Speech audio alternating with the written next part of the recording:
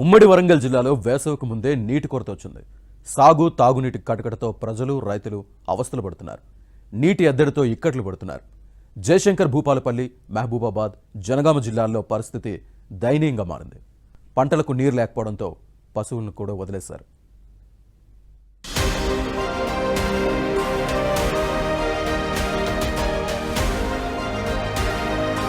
అన్నదాత ఆశలు ఆవిరవుతున్నాయి.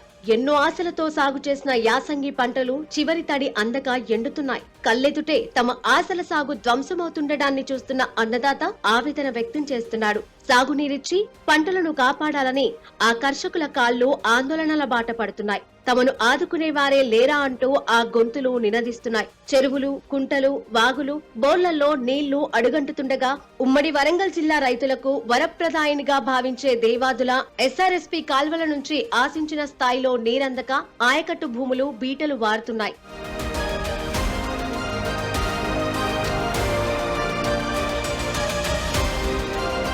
యాసంగి పంటలకు సాగునీటి కష్టాలు రైతులకు కన్నీళ్లు తెప్పిస్తున్నాయి. ప్రధానంగా దేవాదుల ప్రాజెక్టు ద్వారా ఈ యాసంగిలో 1,73,153 ఎకరాలకు సాగునీరు అందించాలని లక్ష్యంగా పెట్టుకున్నారు.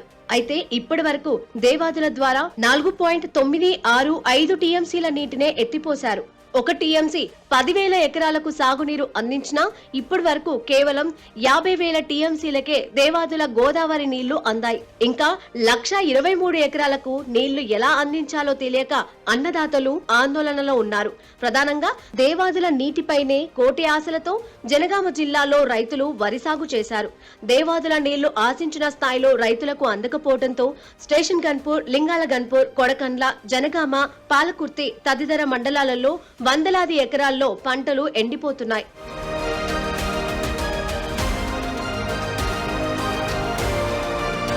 ఉమ్మడి వరంగల్ జిల్లాకు ఎస్ఆర్ఎస్పీ కింద సుమారు 5 లక్షల ఎకరాల ఆయకట్టు సాగవుతోంది. ఉమ్మడి వరంగల్ జిల్లాలో ఎస్ఆర్ఎస్పీ ఫేజ్ 1 కింద 3.61 లక్షల ఎకరాలు, ఫేజ్ 2 కింద 1.13 లక్షల ఎకరాలు సాగవుతున్నాయి. అయితే ఎస్ఆర్ఎస్పీ ఫేజ్ కింద పరకాల, భూపాలపల్లి, ములుగు, నర్సంపేట, డోర్నకల్, మహబూబాబాద్, వర్ధన్నపేట నియోజకవర్గాల పరిధిలో యాసంగిలో సుమారు 2 లక్షల ఎకరాల ఆయకట్టు సాగవుతోంది. అయితే DBM 38 కాల్వలో నీళ్లు రాకపోవడంతో భూపాలపల్లి జిల్లా రేగొండ, చిట్యాల, టేకుమట్ల మండలాలలో రైతులు అవస్థలు పడుతున్నారు.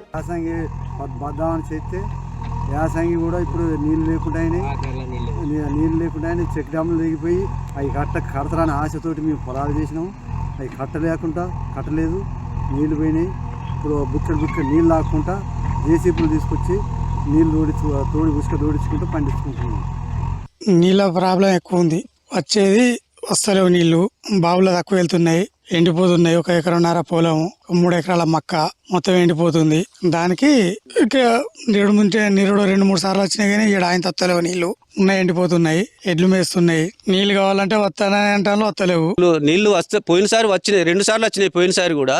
కానీ ఈసారి అసలు నీళ్లు వస్తానే అక్కడి దూరంగా వారికి వస్తానే మాకు ఇక్కడికి వస్తలేవు.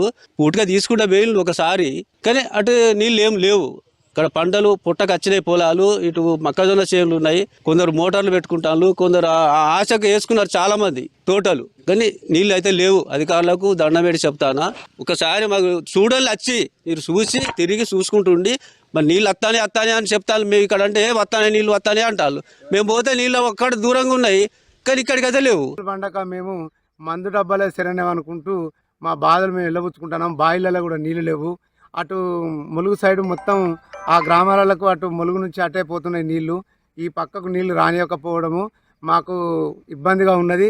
వేసవికి ముందే నీటి కటకట రావడంతో అన్నదాతలు తీవ్ర ఇబ్బందులు పడుతున్నారు. ప్రభుత్వం వెంటనే ఉమ్మడి వరంగల్ జిల్లాలోని నీటి కొరతపై దృష్టి సారించాలని జిల్లా వాసులు కోరుతున్నారు.